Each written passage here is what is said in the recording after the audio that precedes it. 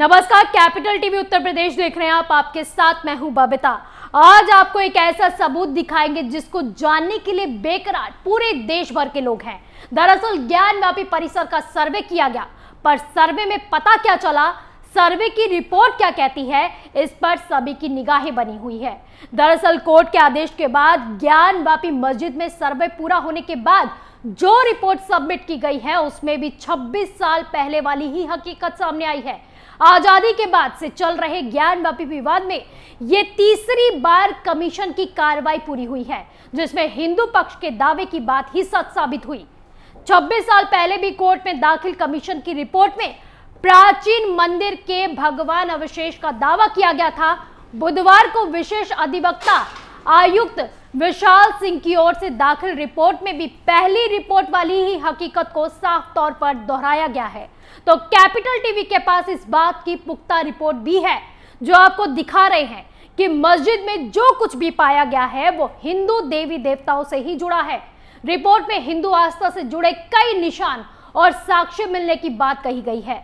वहीं मुस्लिम पक्ष कुंड के बीच मिली जिस काले रंग की पत्थरनुमा आकृति को फव्वारा बता रहा था, उसमें कोई छेद ही नहीं मिला है, ना ही उसमें कोई पाइप घुसाने की जगह है।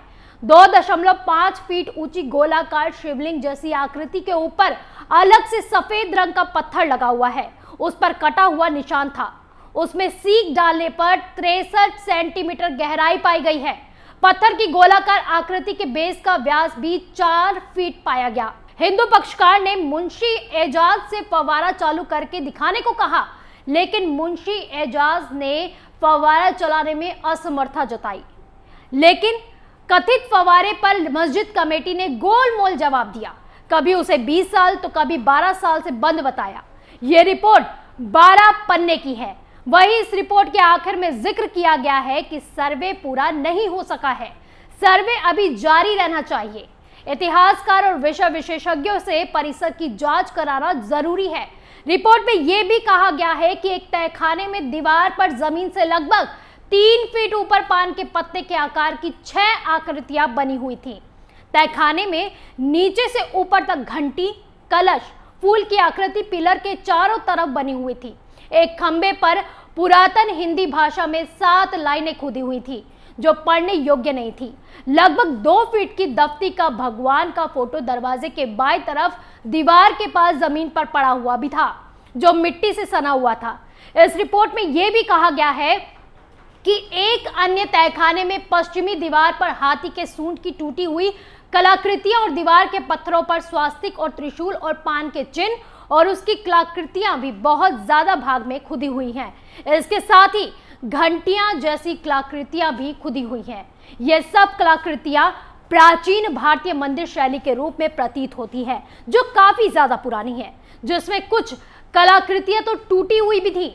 वहीं वजू के तालाब को भी नपवाया गया, जो 33 गुना 33 फीट का निकला। इसके अंदर ही पत्थरनुमा गोलाकार आकृति पाई गई। वही वजू के तालाब को भी नपवाया गया, जो 33 गुना 33 फीट का निकला। इसके अंदर ही पत्थरनुमा गोलाकार आकृतियां पाई गई है। वही रिपोर्ट में यह भी साफ तौर पर लिखा हुआ है कि काली पत्थरनुमा आकृति की सतह पर अलग तरह का घोल चढ़ा हुआ था, और जो प्रतीत हो रहा था कहीं कहीं से थोड़ा चटका हुआ भी था। पानी में डूबा हुआ रहने के कारण इस पे काई भी जमी हुई थी। सर्वे रिपोर्ट में खंडित मूर्तियां, देवताओं की कलाकृतियां, कमल की कलाकृति मिलने का भी दावा किया गया है। वहीं मुस्लिम पक्ष इस बात का लगातार विरोध कर रहा है कि जो पत्थरनुमा चीज मिली है वो शिवलिंग ही नहीं है।